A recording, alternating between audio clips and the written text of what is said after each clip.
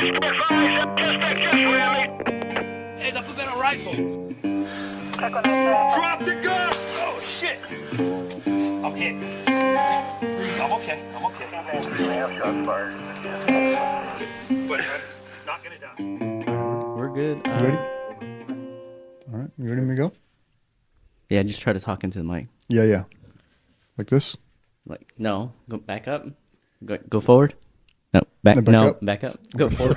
Back up. Did you always have that necklace? Did you? Yeah, that's what I was doing. From, Forgetting Sarah Marshall. Yeah. Yeah. All right, ready? Here we go. Welcome to Badges, Bullets, and Blunders, the show that tells funny cop stories from real people who live them. I'm your host, Travis Harless. Today's guest is my good friend, Ed. Ed is a police officer in California.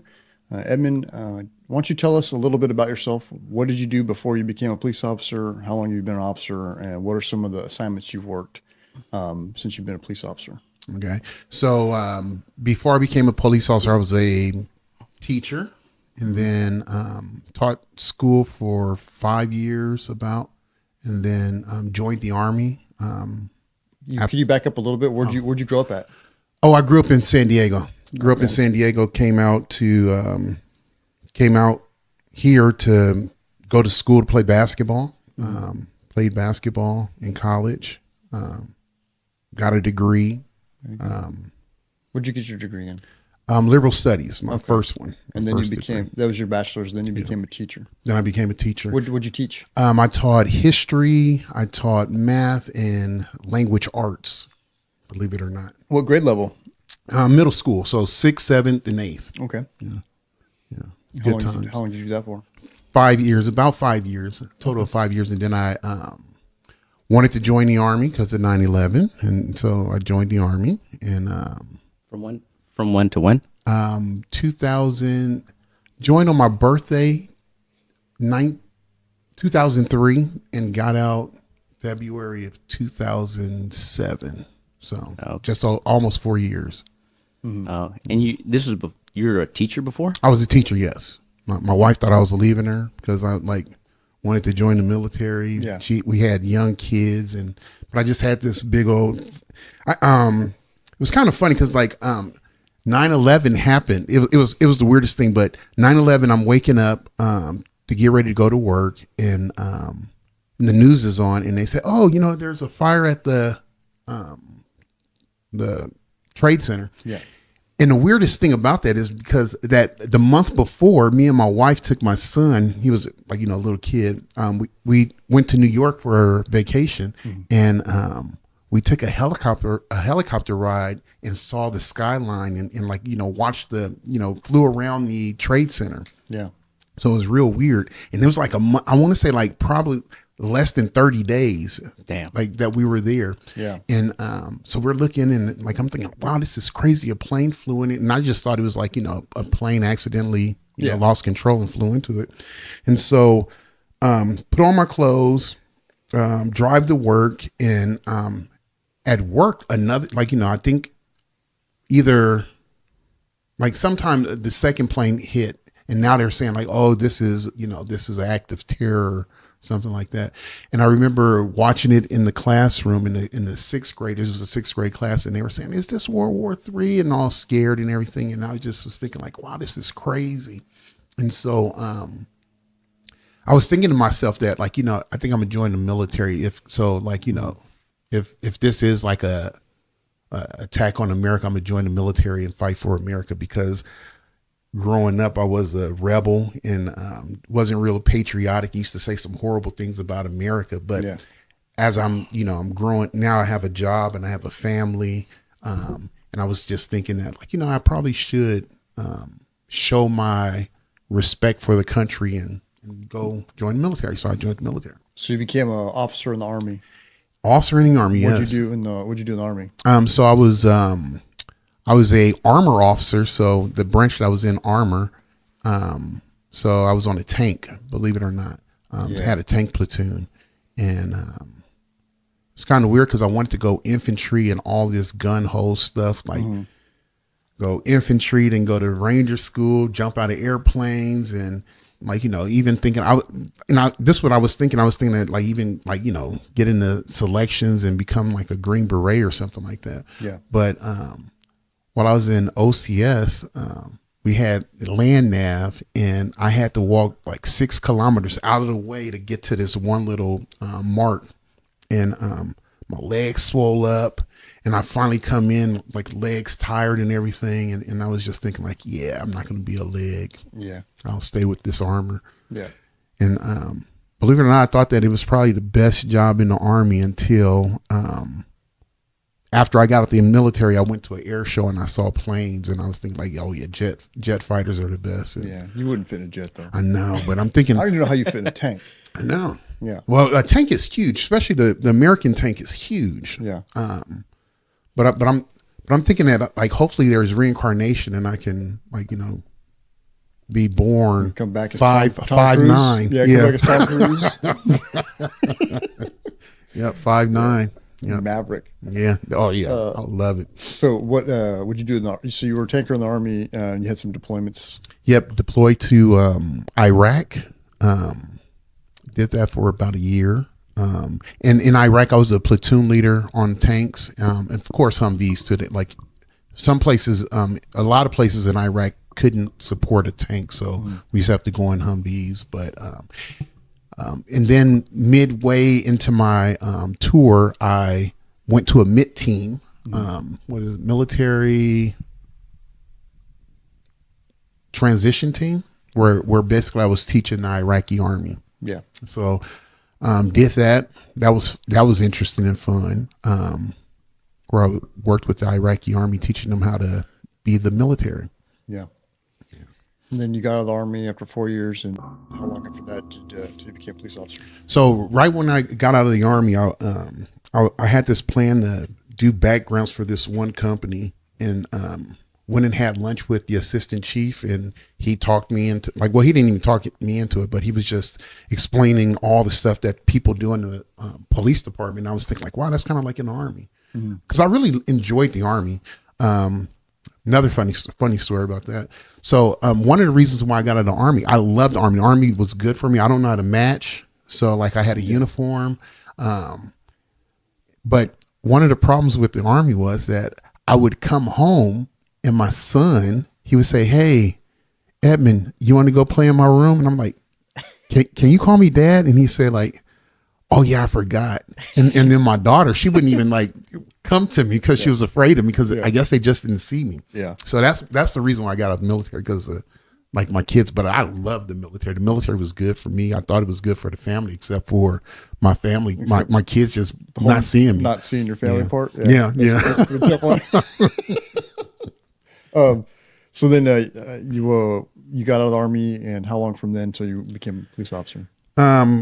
Probably a year. Okay. Like probably not even a year. Like, yeah. I got in the military in February of 2007 and joined the police department January of 2008. Okay.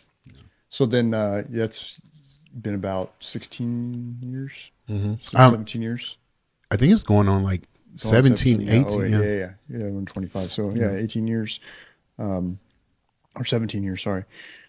Can't do my math. And so you've been all over the place. What kind of assignments have you worked? So, patrol, traffic,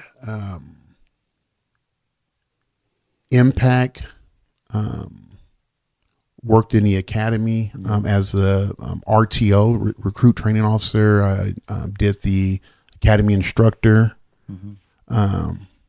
not the academy instructor, what was it called? Coordinator, academy coordinator.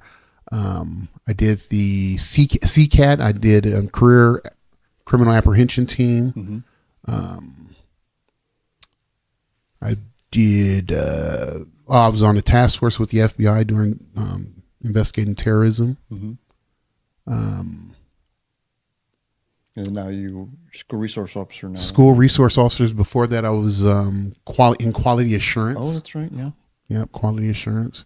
Now I'm basically on, not really a school resource officer, but it's part of the community engagement division. That's so right. I work with the resource officers. So you've been all over, done all kinds of different stuff. A lot of places, yeah. Well, A lot of places. Well, talk to us. So you've got a lot of different experience, but you had said that you had a guy that you had arrested that ran from your car one time. Oh yeah, yeah. Tell me about that. So this was the day before I was leaving to go to the FBI as the task force officer. And so I'm on patrol on the west side of town. It's early in the morning.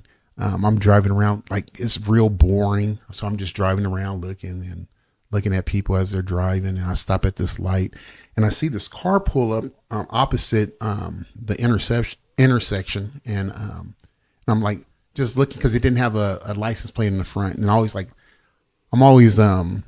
if you don't have a license plate to the front of the car, I always look at it. And then I try to see if there's a little sticker in the window, like if it's a brand new car or anything like that. Yeah. And then for sure, I always look at the back to see if, there's a license plate on the rear of the car.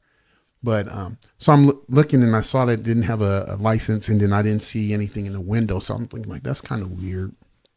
And so the car drives by real slow and I could see the driver, and the driver's kind of like trying to not look at me.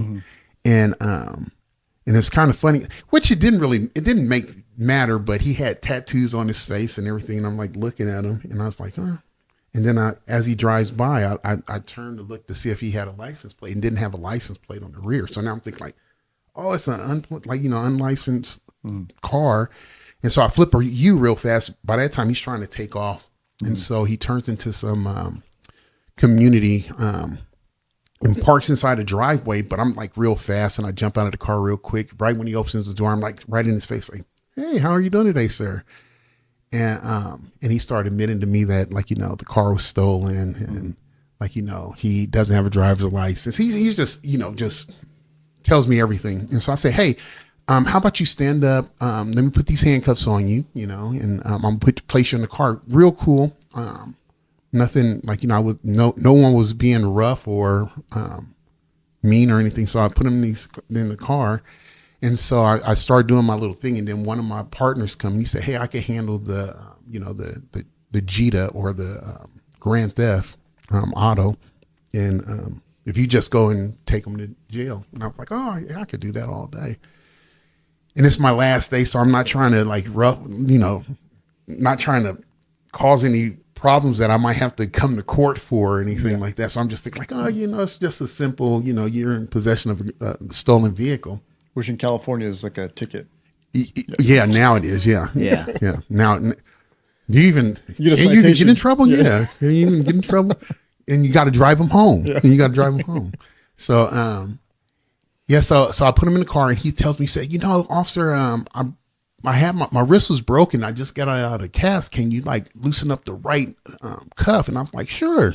And so I go in there and I loosen it up a little bit more than I normally would. And I say, "Okay, just sit back there and enjoy yourself." And so now we jump in the car and I'm heading towards the jail. And he says, "Oh, I'm getting real sick. I feel like I need to throw up. Can you give me some air?" And like I said, "Oh yeah," because I usually try to keep my car super clean, and I was thinking it's a brand new car. I don't want to screw it up for the next person because this is my last day. So I said, "Yeah, let me roll the window down." So I rolled the window down, and so I'm driving, and I get to it just barely downtown, and I stop at a light, and all of a sudden I hear some bumping and this problem in the back, and I look in the back and I see this guy and I'm thinking whoa. And he pulls his hand out of the handcuff and he reaches out the door and he pops the door because I didn't lock the door. And he pops the door and he takes off running. And I'm thinking oh my God. And that's the funniest part, because the funniest part is you don't know what you just pause for a while, just is this actually happening right now? Yeah. Just oh my God. Right. And then something snapped and said, "Oh, you got to go get him." So I drive over the center median and he's running down down the road in the middle of the road. So I'm driving right behind him, catching up to him. And I'm thinking do I run him over?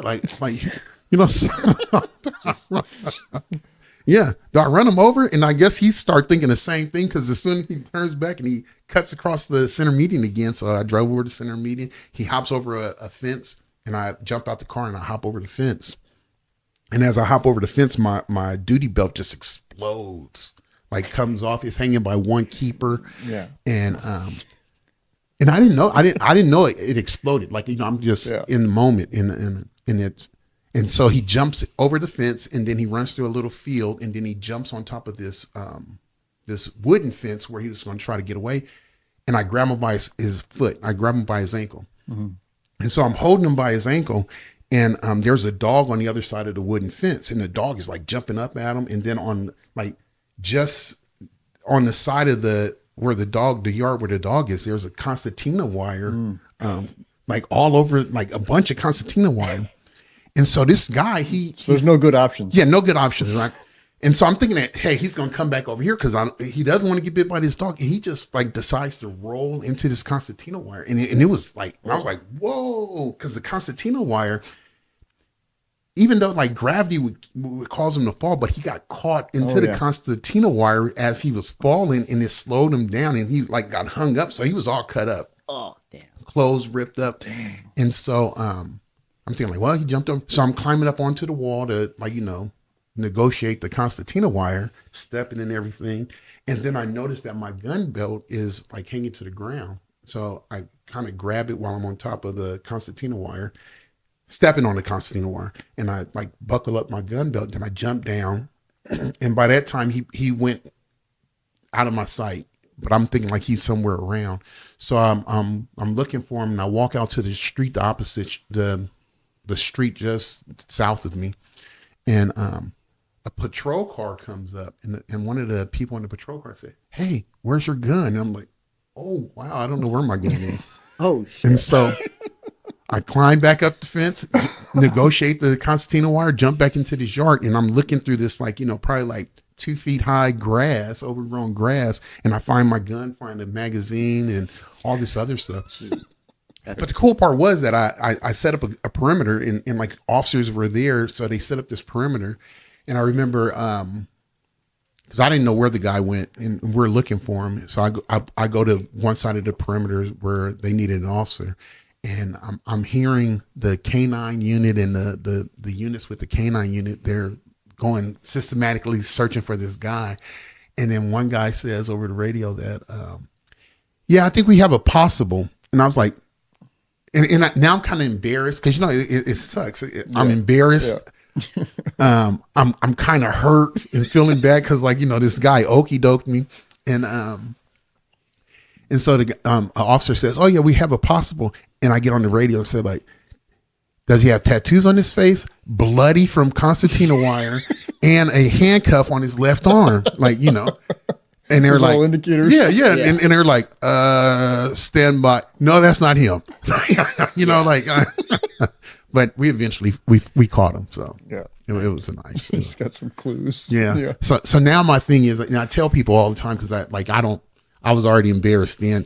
I thought I was going to get in trouble. Actually, I thought I was going to get my sergeant was going to call me in and say, "Hey, what happened? How you let a guy run from you?" And, no one said anything. The only thing I got was every now and then somebody would like tease saying like, "Oh yeah, I remember the guy got away." And I was thinking like, yeah, that's true. But I tell people now that like handcuffs aren't meant to be comfortable and the car might be hot or cold, but you shouldn't be in the back of one because you shouldn't have done what you did, to be in the back. So you just got to handle it till you get to the jail. Yeah. Keep that door locked too. Yeah. Keep the door locked. Yeah. So we have a mutual friend, Cliff. Oh, we still need to get Cliff on the show, but I think you and Cliff were partners when we were all pretty new, and you had an incident with him. Yeah, Cliff. He was kind of funny too because he used to always sing like what'd say falsetto, and always would sing or something like that. But yeah, we went to a call, domestic violence call, and we're walking up to this house. It's an apartment, and we walk upstairs and they have like a security screen. So we're knocking at the security screen, and this guy answered the door. He's just like cussing us out, yelling at us and everything, saying like, "Yeah, F you, this, blah, blah, blah." And and we're saying like, hey, is anyone in there with you? And he's saying like, you can't come in here. And he said, yeah, me and my girl, we're in here. And so we're trying our way to get into the house to check on the girl. And I guess he finally looks through the screen. He sees me, and he knows me from when he did a stint in I guess juvenile hall. He thought he knew me, so he said, I think he called me like Mr. Robinson, Mr. Robinson, and I said, hey, how's it going? And then he opens up the door, and he's naked. Dang. But he wants to give me a hug because he's either high or drunk or probably both. Yeah. But he opens up the door, and he's Mr. Robinson, and like I guess Mr. Robinson like was a good influence on him. Yeah, great influence on him because he went from like cussing us out to like Mr. Robinson and like want to give me a hug. Yeah. And so he comes to the door and he tries to hug me, but he's naked. And I'm like looking at him like, you can't hug me naked. And so so he's up there, and this is like split second. So he's here, and then we see this girl behind his hair pulled out, face bloody. Yeah. And so now we're thinking like, oh yeah, we got to come here. So he comes in, and my buddy Cliff, he goes to check on the girl, and like, but this guy's trying to hug me. So I'm like, no, don't hug me. And so I kind of push him away. So now we're kind of like struggling a little bit. So I like hit him against the bookshelf, and then Cliff is on the left side of me, and I hit Cliff with this naked guy, and like you know, penis and ass everywhere, like just hit. And I'm like, oh, I'm sorry, Cliff, and like hit him again, and like trying to like fight this guy so Cliff can get by. But yeah, and so the funny part, we checked on the girl, and the girl was eventually okay, and got her some medical attention. But Cliff comes back, and we had to walk this guy to the car, and not that I intentionally tried to do this, but it just didn't cross my mind because we're pretty new cops, but. I walked him across the street. He was butt naked, and walked him all the way, threw him in the back of the car, butt naked. And I didn't think about like, hey, let's put some clothes on him because he was kind of like, I don't know, just being rough. But now that I'm thinking, I probably would have got a blanket or something, covered him up. Yeah. As he did the walk of shame. Like, yeah. 3 houses down the street because you know how they teach you to park like away from the house and stuff. But but Cliff said, dude, you hit me with a naked guy, I was like, oh, I'm sorry.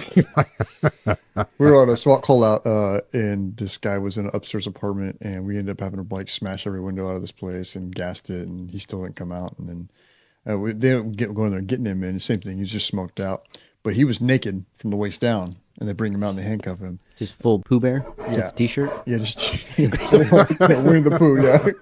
So they kept walking him out, right? And I mean, he's an older dude, but he's got a piece, and it's like hanging down like to his knee, and it's kind of bouncing around as they're walking him along, and they walk him out to the nearest patrol car, which is across the street, and it was a SWAT call out. So like we were there for a little while, and the news is there, and like the news is like right across the street. So I go over and I stop him, like, hey, stop, like let's cover this guy up. And so, but they had already walked him out like to the street, and then we covered him up, and then they took him or whatever. So later that day, I turned the news on, and I saw it and had that clip. Like totally unedited on like regular, like evening news. And this guy just walking out, just fucking. Wow. Yeah. It's kind of funny, like cops and penis. So, like, so when I was in CCAT, we did this search warrant. We did a search warrant on this gangster house, like, gangster / I guess he was on meth, and that's probably why he had this tub. It was a tub of dildos in this house. And but the funniest part was that the person who found it, they said, hey, calling people in one at a time, saying like, hey, come in here and check this out. And like we're coming in and like, hey, can you search that tub for me? Yeah. But the strangest. Yeah, you already encountered it, so you're gonna make somebody else do this. Oh yeah. But the strangest thing is that like, why I can understand, like, people do what they got to do, and I don't judge people for how their lifestyle and stuff, but like, why do you need like that many? Yeah, what do you do with that many? That many huge ones. Like you need 5, like 5 of the big ones. The big one. The big old. Yeah. You do a search at Tweaker House. It's like, hey, what's the over under on how many dildos you can find here? I'm saying 6. Yeah. Yeah, those guys their inhibitions are very low. Yeah, or like Yeah. a transients, and you open up the backpack, Oh yeah. and well, there's not really print. There used to always be there'd be a print porn magazine, and at least Classic. like 2 or 3 dildos in a backpack. And I always thought like, okay, if I ended up in a situation where all my worldly possessions were in a backpack and I had to carry it around, I think I would at least trim down to maybe just one. You know what I mean? Yeah, like your everything you favorite. own has to fit in this backpack. Like you might, maybe 3 is too much, but whatever. You know, another thing too, I remember that same thing, like, 'cause, guys, like, we've rendered this safe. Now we're just searching because we were looking for guns and dope. And but I remember people would walk by that tub of dildos, and cops would try to push them into it, like, knock them into. Man, you just pushed me into a tub of dildos, and like, trying to knock people down. Damn. So, yeah. The dildos. So we have another mutual friend, Bobby, you're partners with, and you into a funny call with him. Tell me about that. Yeah, so he's a great cop. He probably taught me a lot of stuff. Great guy. Peppermint mocha. Yeah. Oh yeah. Good guy. I got before I forget that, but the funniest story is that we worked in the this one neighborhood, mostly like Hispanic and Black. But I remember people used to, like, cause he was the one who knew everything. He was smart. He was the like one of the best cops I knew. Yeah. Like best cops I knew. So he would ask people questions, and people would refuse to talk to him. Sometimes, like, in certain neighborhoods, they would refuse to talk to So him. you two are together. And, Yeah, and they would just ignore him. And Yeah, talk to you. so he's asking them a question, and they'll just like look at me and like start talking to me. Yeah. And I'm thinking, Now, like, why would they do that? Why do you think? hey, I don't think they didn't like him. They didn't like his color, I guess. I don't know. me and Ed were partners one time, but we walked into this fast trip, and this guy looks at him and he says, "Oh, they finally got one, huh?" Yeah. And Edward he started to get mad. He's like, "What'd you say?" And then so I stepped in. I was like, "Oh, he just means we finally hired a tall police officer." Oh, for sure. That's exactly what they meant. Yeah. That's wild. But yeah, they used to give him like the blues, and but they would never talk. And I'm thinking, like, so you want me to repeat what he said? Like, because they're just looking. But, no, me and What about the time when you were stuck on the crime scene? You were stuck at the crime scene tape, and the girls were talking to you. This was a learning experience. It was kind of funny too, because like, I've been through so much, like, been shot at, been blown up multiple times, been shot at when I was over in Iraq and stuff. But like, I became a cop, and I thought it was like becoming a cop to help the community, and like, something that I should be proud of. And I go to this call where I'm just guarding the tape, like, hey, people, you can't come by here. Of a crime Can I scene. get some tissue? Like, I'm sorry. Oh, you're good. And sorry. Yeah. Yeah, so I'm guarding this crime tape, and these girls come out, these black girls come out, and they say the meanest things I ever heard. They call me Uncle Tom, and like, I never even, like, I was thinking like, huh? And they're saying, yeah, you ain't black, you ain't this, and it hurt my feelings. And this is the saddest thing. Like, I wanted to cry. Like, I wanted to cry. Dang. I've been through war, like, been like, like, And a bunch of stuff, and this hurt me. This hurt me the More? most. Oh yeah, by far. But I wanted to cry, and I remember Like that commercial with the India with the ones. Yeah. Yeah, and there's some older cops sitting up, I'm like, nearby, and they're just like looking at me like, dang, they just tearing him up. And I just wanted to jump in my car, drive home, jump in the shower, and just cry, like, be in the fetal position at the bottom of the shower. Yeah. And it hurt my feelings. But the cool part about it was, you get used, like, that right there, that was probably the lowest I ever had as a police officer. And then now nothing bothers me now. Yeah. But it hurt. I don't know why it hurt me that bad. Yeah. But I was saying, Got like, you. On a good one. On a good day. oh yeah, it was horrible. It was horrible. Oh yeah, it was horrible. Those girls ate me up. Yeah, you said that like as the car was coming in, you'd like lift the tape up. Yeah, or, yeah. like, I said, like, shit talking. yeah. To you. Like I said, yeah, I'm just like, yeah. I'm afraid to say the stuff that they called me. It was that bad. Yeah. But yeah. So Bobby, we were partners, and when we were partners, and we used to always say, like, you know, if one person does something, we're in it together, and things like that. So we used to do some crazy things. Like I remember one time we were on the perimeter, and they had an electric fence, and we're sitting on this perimeter while the K9 and other officers are, you know, trying to find a person who's I think it was a burger or something like that.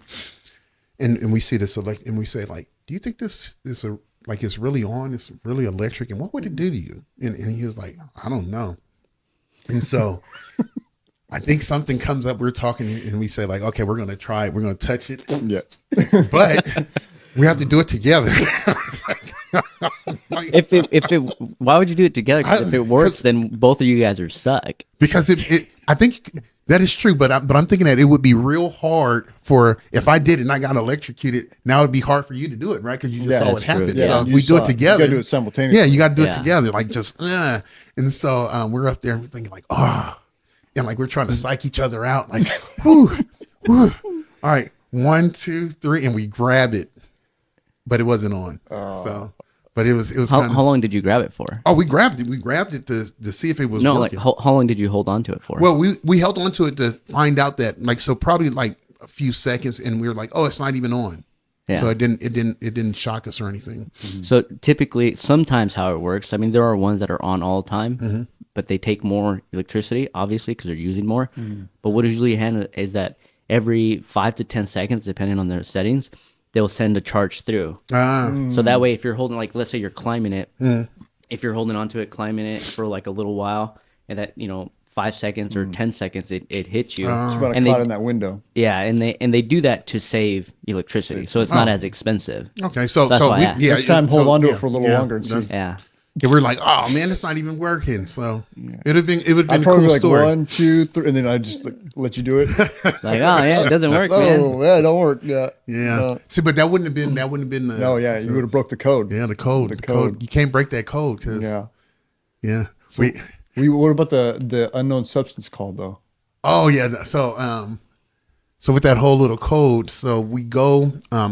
It's time to get off, but they're saying that it's some kind of unknown substance in the middle of the roadway, and talking about kids are, you know, walking by, because it's around time where kids would be walking to school. So we go there and we see this container, cardboard container, and it's this white crystal-like substance from it, but it's a big, like probably like 3-gallon container, 5-gallon container, and we're looking at it, and we don't see any writing on the actual package. Yeah. And now we're thinking, like, what the heck is this? And I don't know what I knew it wasn't like meth, or like it might have been fentanyl, because fentanyl wasn't around like it was, but it could have been fentanyl, but we didn't know because fentanyl wasn't a big thing back then. What year was this? This was Aroundish. 09, 10. yeah probably I don't even know if around. fentanyl was a thing back then. Yeah, it wasn't. No. And so I tell them, because we're waiting for fire. We got hazmat coming, but we're just sitting there thinking, like, oh my God, what is this? Like, we're ready to go home, you know? And so I told Bobby, I said, hey, I'm going to walk around, knock on doors, and see if it's, like, you know, something that probably fell off somebody's truck or something, like, you know, or if anybody knows about it. So I'm going around knocking on doors, and no one knows anything about it. So probably like 10 minutes later, after walking the neighborhood, knocking on doors, I walked back, and Bobby's up there, and he's like got some sweat on his face, and he's like breathing kind of weird. And I said, like, and so I walk up to him and I see it, and I said, you tasted it? And he was like, just a little bit, just a little bit. Like,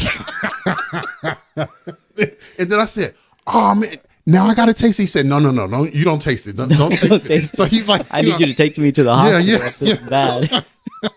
Yeah, so he was looking out for me. He said, no, you don't have to taste it. Do not taste it, you know? And so fire gets there. I think they collected, they said they're going to test it and everything, then let us know what it was.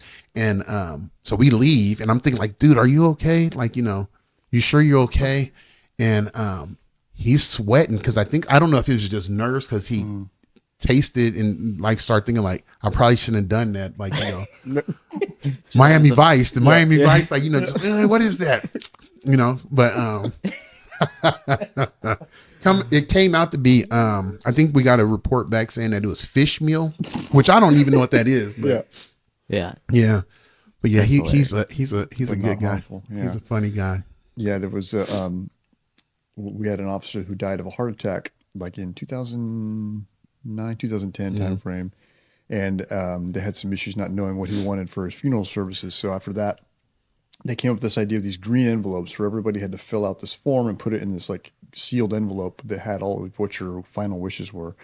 And so Bobby had put in there that his final wishes was at his funeral, he wanted you to sing Crossroads by Bone Thugs and Harmony a cappella. Yeah. Oh, while wearing an oversized white t-shirt. And white gloves. And white gloves, yeah. But the problem is I stutter, so that was real hard. Like, I'm going to miss everybody, just... Yeah, That's a good and then one. that just turned into like, what was it? The other stuff people put in there, like destroy my phone. Yeah, break my phone. Yeah, It's kind of weird, but it's a serious matter. But we're not serious. No, about don't take it death. serious at all. Yeah, not at all. But I just joked that it would be funny if you just put like a stack of like dick pics in there, Oh, in the envelope. So like you die and everyone's all kind of sad, like, well, what was his final wishes? And they open up your envelope, like, what the fuck? Bunch of I dick got pics. you, bitch. yeah, that's all you want to do. I was thinking about that. Oh, that's a good one. I was thinking about that, and I was thinking like, I have this envelope where I have all my wishes, and I have like the itinerary and like how I want to do it, and I wanted them to say like envelope that says "open at my obituary," like our what is it called? Where you The go? viewing? The view, not the viewing, but the ceremony. Yeah. not Yeah. the actual. Yeah, open at the ceremony. So like someone goes up there and said like, my son, oh, these are my dad's wishes. And then he has this envelope and it says open it, so he opens it for the first thing. And then the first piece of paper says like,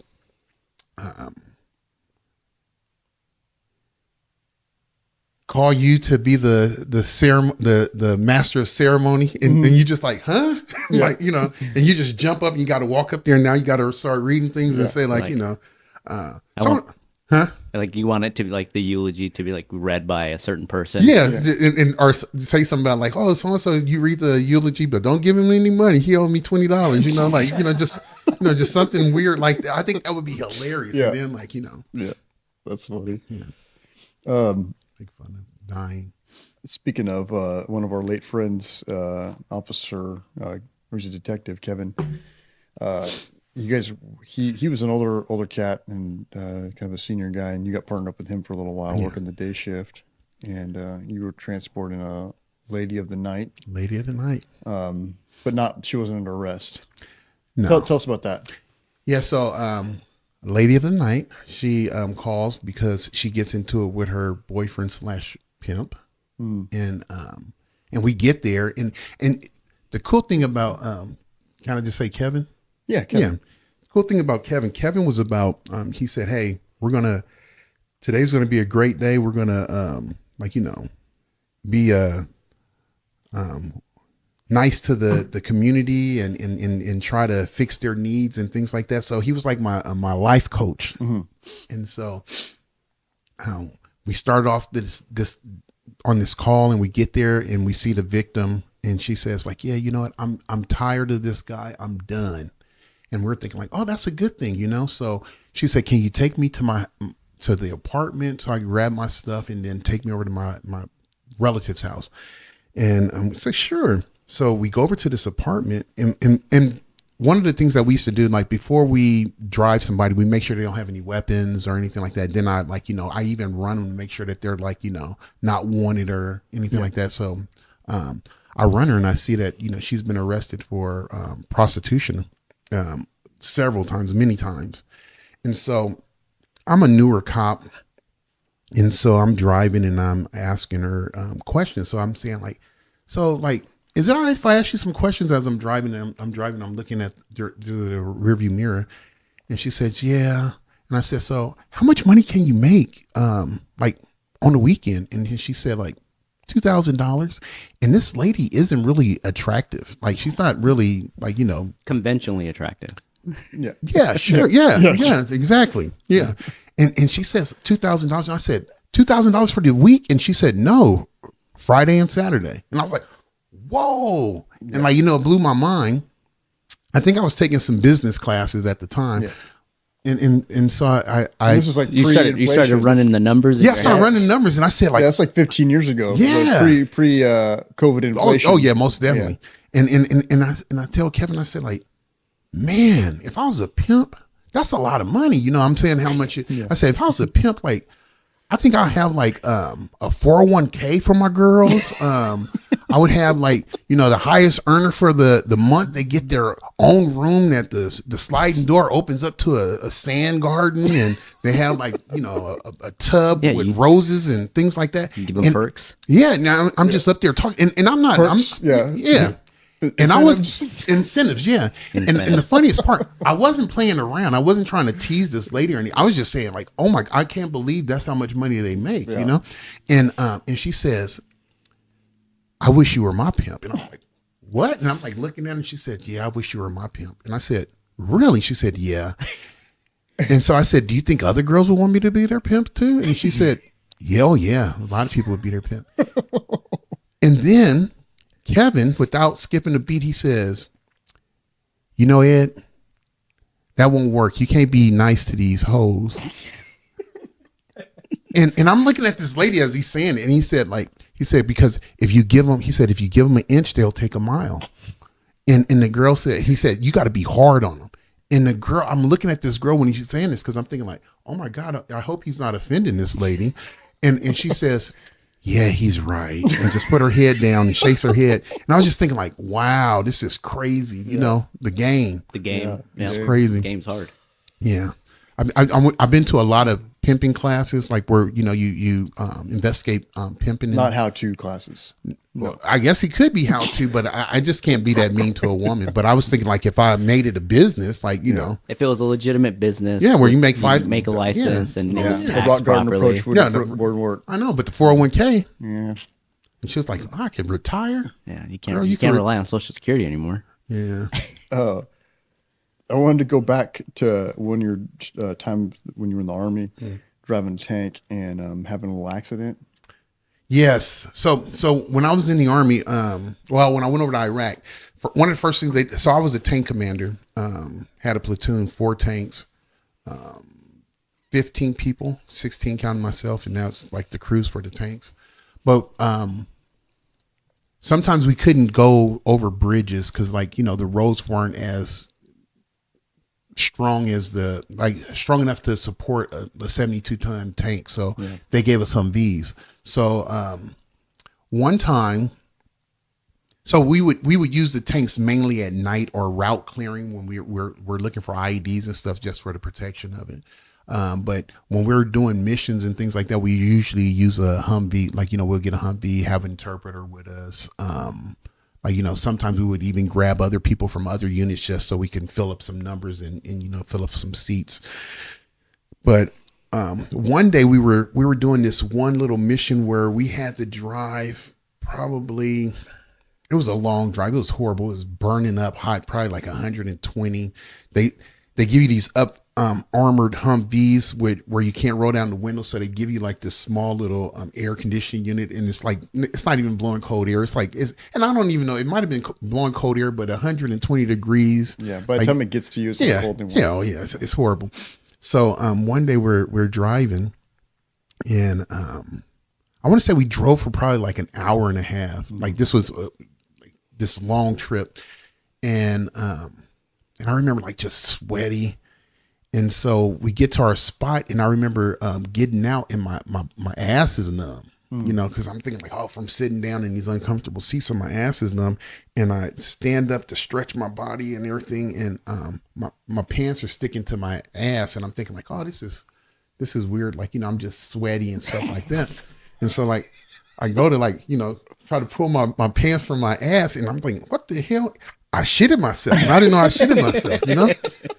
And I was thinking like, oh my. You eat a lot of Iraqi food at that time? Oh yeah. So this one, yeah.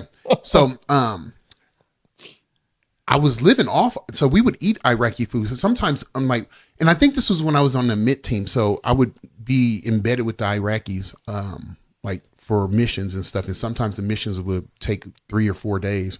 So we would eat Iraqi actual food. The Iraqis, when they served their soldiers, they would serve us too. And you know, there's some sly people right there. Cause you know how you open up a bottle of water and it goes click, click, click. Mm-hmm. They put super glue around it. Like they fill it up with water and then they put super glue around it so that you think that it's a fresh bottle, but it's not really a fresh bottle. So, you know, I'm pretty sure I've eaten some parasites, but, so I crap myself and I'm thinking like, oh my, and I remember saying like, oh, can I cuss on this? Sure. Yeah. I said, oh damn, I shit myself. and my gunner, he started laughing, right? And he farts. And then he says, oh damn, I shit myself. And so it was bad. Like, so people had the shits and everything, but then we'll take like an MRE and eat the MRE, hoping that it would constipate us. Yeah. You got to balance it out. Yeah. Just trying to balance it out. But the area where we were, cause we like where I was, when I was working the MIT team, it only had like probably 30 Americans here.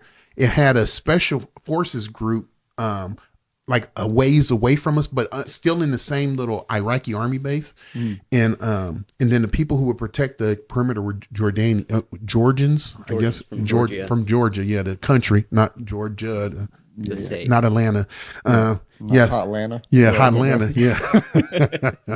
But, so we didn't have a doctor there. So we had a medic, but our medic, I guess he didn't know about. Yeah, he's got some Motrin in there. Yeah, he'll take care of us if we had a headache. Yeah. But or an IV. He'll give you an IV in a second. Yeah. But so what happened was a doctor came and a doctor stayed on our little fob, our area, for about a week. But we had this huge meeting with him, and he's sitting there and he's saying like, yeah, the doctor's telling us about, if you guys need anything, just ask. And someone says like, hey sir, do you have anything for diarrhea? And he said, oh yeah. So he digs in his bag and he pulls out this bottle. He tossed the bottle over to the soldier. And then he said, and so I said, hey, can I get something for diarrhea too? And he like, oh sure. And he tosses me a little bottle. And then he says, how long have you had diarrhea? And the guy was like, 4 weeks. And then he said like, and he said, that's not good. And then he said, how long have you had diarrhea? And he said, and I was like, I don't know, like 6 weeks. And then everybody, like our whole little unit, and I think our unit was like 10 people. Yeah. Our little MIT team was 10 people. And they said, yeah, we all, like everybody needed this medicine because they all had diarrhea. Yeah. And he said like, you guys have dysentery. You can die from dysentery. And I was like, what? What is this? Like, Oregon Trail? Yeah, that's what it reminded me of the Oregon Trail. I was like, dysentery. And he was saying you can die from it. 6 weeks diarrhea, like just pooping yourself. Yeah. And I think I was running because every time I poop myself, I've been pissing on my ass for 2 months now. Yeah. And you don't even know. Like I'm telling you, like it was crazy. Forget. Like you don't even know that you're crapping yourself. And so like just leaking out like a leaky faucet. I guess, yeah. So like what I was doing, because people were saying, so what would you do? And I would just like get my knife and just cut my drawers off. Yeah. Just like you're on that Iraqi trail. Yeah.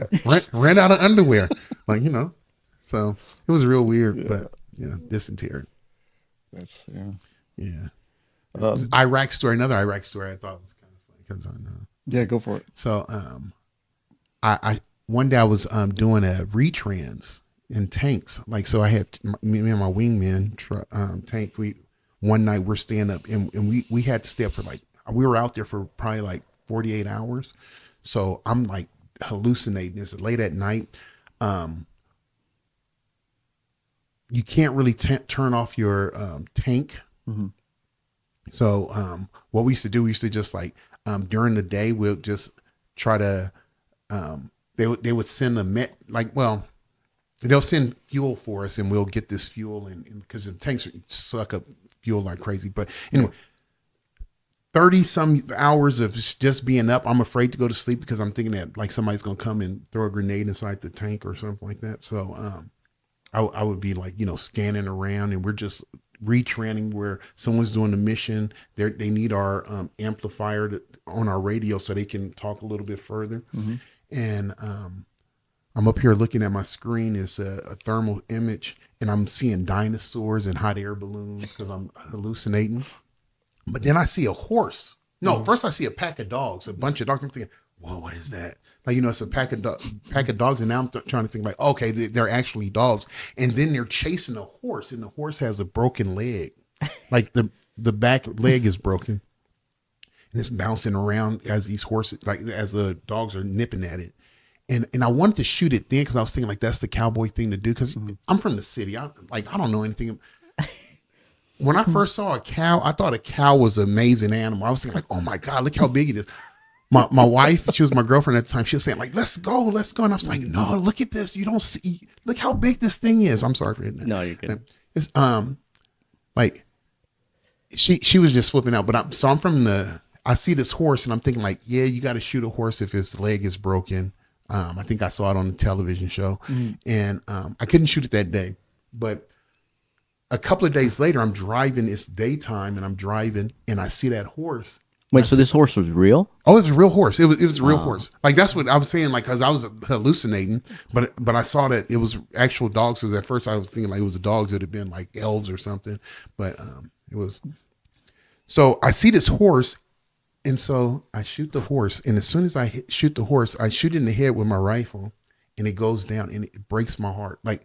Tink, something breaks in my heart where it was the worst thing I ever done in my life, like shooting a horse. Yeah. Worst feeling in my life. They had a broken leg though. Yeah, I had a broken leg. So, I kept trying to say like, that's the cowboy thing to do. And I'm trying to let people like, yeah, you had to, because I think shooting a horse is worse than shooting a person. Like it's a horrible feeling. Yeah. Well, feelings that or gets torn apart by wild dogs. Yeah. But maybe getting shot's a better way to go. Yeah. Yeah. For sure. I mean, they just eat you alive. Yeah. Yeah. But just worst feeling I ever had. And that was my worst feeling I ever had when I was over in Iraq. Yeah. Shooting a person is definitely worse, but feelings wise, in the moment. Somebody told me. Someone told me it's because animals are innocent. Yeah. And I was just thinking like, oh, that might be it. But then that horse was a IED the next day. Damn. They stuffed it with a bomb? Oh yeah, and pulled it up against the fence. I was like, that's not where it's supposed to be. Turn. Yeah. I'm like, that's not where it was. You create a concealment position for an explosive device. Or IED. Yeah. Nice. Nice. Did it blow up when you guys drove past? No, we called EOD and they took care of it. We just. Like, it's the weirdest thing. Like, my memory's all shot right now, but I remember I used to know every piece of garbage on a road. Like, how often would you run it? You run it every day, but like that makes sense. But you would know that's a new piece of trash, and there's a bunch of trash out everywhere. But would you feel the same way? Yeah, well, like just recognize. You remember you do these trainings like before you go deploy, and they're like, oh, you have to keep your eye out for like piles of trash. Mm-hmm. But what they don't tell you in the training is that there's no trash service there. Like the whole country is a fucking pile of trash. Oh yeah. So it's like, you go to the training, you do the exercises or whatever, and it's real obvious. You're walking along, and then there's a very distinct, because you're in America and it's just clean, and there's a very distinct pile of trash, and you're like, hey, we need to watch out for that. That's where the bomb is, and then EOD comes and clears or whatever, and then you get there and it's just like everywhere is trash. Yeah, everywhere. Yeah. So it's kind of overwhelming, actually. Talk to me about when you were working down the bars with our friend Keith. Yeah, my buddy Keith. He was on the show before. Oh, was he? Yeah. I gotta look at it. Yeah, so we were working downtown Newark Hops again, working the bars. So a bunch of bars in this small little intersection. It was a bunch of bars actually. Yeah. So people would get drunk and we'll be there, I guess, to make sure that there's no stabbings or shootings, things like that. People fight all the time. So detail of like 5 or 6 officers? Yeah, we'll have about 5 or 6 of them. And so we hear a commotion, and then someone runs over and say, "Hey, it's a drunk guy causing some commotion at this one bar." The bouncers kicked him out, and so we're walking up there, and as we're walking, we see this guy. He sees Keith, and he takes off he takes off his shirt, and he starts saying like, "Oh, you want to go? You want to go?" And so Keith started walking towards him, and the guy punches Keith, and my reaction, and it was a split second reaction. I just punch over Keith's shoulder and I knock the guy out, and the guy falls in my arms. And I felt bad because Keith wanted retribution. You know, he was like, "Let him go, Ed, let him go." And I'm thinking like, he's dude sleeps. He's asleep. He's sleep. yeah. And so like I felt that I took away like Keith getting punched and like, you know. And I punched the guy for him. He just, now he's all screwed up. He'll probably need some mental health, like, you know. So It's all sad. Yeah. Poor guy. But yeah, Keith. And I thought I was going to get in trouble because there was a million people out there, like looking, and brand new. I'm a newer cop, and knocked this guy out. And so we have to call our sergeant. The sergeant comes and Keith is trying to protect me, saying like, "Yeah, I'll hey, this guy punched me," and then he's trying to protect me and everything. And then the sergeant says like, "You don't have to explain why you had to punch this guy because this guy's a drunk and obviously causing a problem." Because I thought I was going to get in trouble for because they don't teach you that in the academy, punching people. Yeah. It's a natural reaction. Though. Yeah, it's just a natural reaction. Like didn't even think about it. It was horrible. And or was it horrible? It wasn't horrible, but I thought I was going to like get time on the hook, and he said like, "You don't have to explain why you had to use this force to stop this guy from assaulting a police officer." Yeah. And I was like, "Oh, thanks." Well, it's probably better that happened. It was better than what would have happened if he was just left at the bars by himself acting like that. Yeah. Could have been way worse for him. And you know what? And honestly, because now like I'm an older cop now, so. But I'm thinking like punching a person, yes, it's not what we teach. But if you could punch somebody one time and knock them out, like it's better than like punching them 17 times in the face. So I don't know. It worked. It worked for us. But I just it ain't felt always bad. pretty. It's not always pretty. Not always pretty. Do you have anything else? I was kind of hoping you'd kind of do your Forrest Gump thing. Forrest Gump. I mean, you had a pretty good story about it. Oh, why? Yeah. So, Forrest Gump. So, I used to be a teacher. So, teaching at some continuation school with these kids who were bad, like so you didn't gangsters. teach at like private school? No. It was a public school, and not only was it a public school, it was a public school where kids would get suspended from their school, and they would all send everyone from that whole district suspended to this or school. expelled. Suspended, expelled, yes. Like So kids kicked out of regular public school. All the all-stars. Yes, all the all-stars. And a lot of them were little gangsters too. It was the saddest thing in the world. Yeah. But later in life when you became an officer, you came across a lot of the same people. Arrested a few of them, yes. And it was kind of arrested a few. You get to see it play out. Like I knew that was happening. I knew that was going to happen. Yeah. Sorry, I interrupted you. No, that's fine. You'll see these people, these kids, now they're grown, but and you don't recognize them because, they were little when you were. They look a lot different, but you don't look as different as you did. So a lot of times you're driving them to the jail and they said, "I remember you." And I said, "Huh?" And they say, "Yeah, I remember you. Used to be my teacher." And I said, "Oh, what's your name?" And then I go by their name and say, I'm like, "Oh, I do remember you, Mm-hmm. So, it's a few people, but yeah, I arrested a guy when he was a lot younger, and now he's like he runs a program to help homeless people. Mm-hmm. So he's a great guy, and now we call each other. He calls me personally saying like, "Hey, I need this kind of help," or "What do you think?" And I call him when I there's a family in need. I call him, and he usually houses them. So, and he was a guy, one of my students, and then a kid I arrested, and then he just changed his life.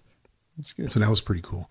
So, so I what was I talking about? About Forrest Gump. Oh, Forrest Gump. So, I'm teaching at this school and like it's a continuation school. So a lot of the teachers, they would just have the kids do crossword, like not even crossword puzzle, because I think a crossword puzzle, at least you're learning something. You But they used to do word that, searches. yeah. They do word searches, and I'm thinking, like, word search, how do you learn from a word search?